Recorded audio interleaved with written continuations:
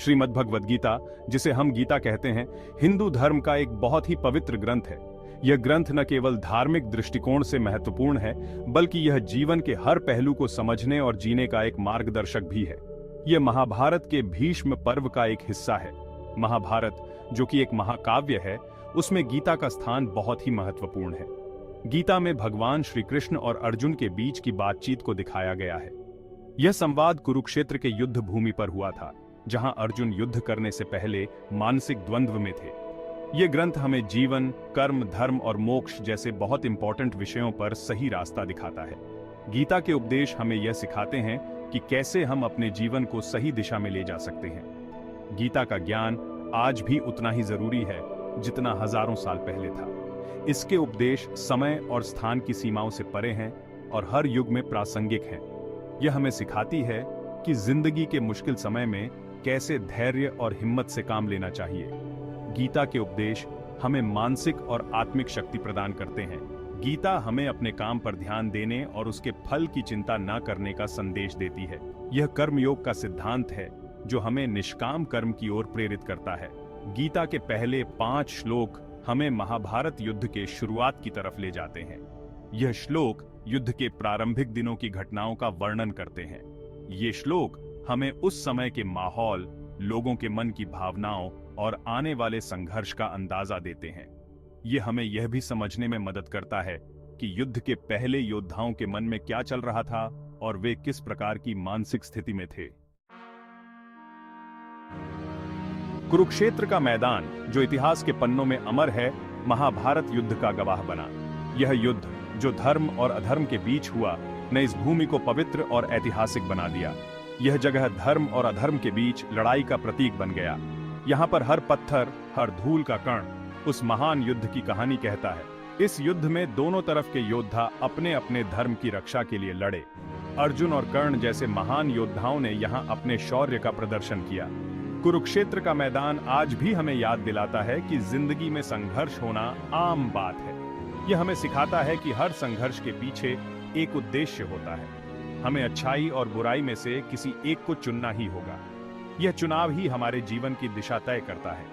यह हम पर निर्भर करता है कि हम किस तरफ जाते हैं। सही और गलत के बीच का यह चुनाव ही हमारे चरित्र को परिभाषित करता है।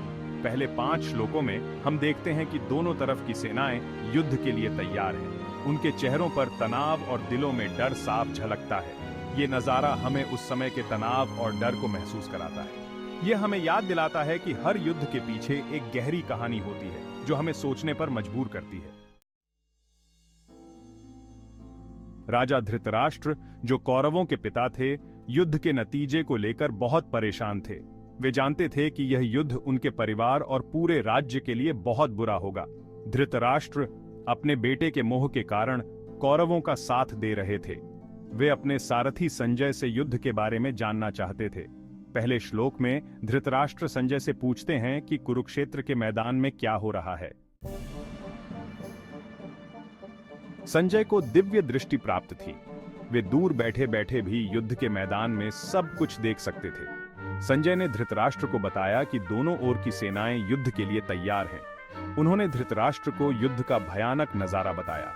दूसरे श्लोक में संजय बताते हैं कि दोनों सेनाओं ने युद्ध के लिए अपनी अपनी तैयारी पूरी कर ली है।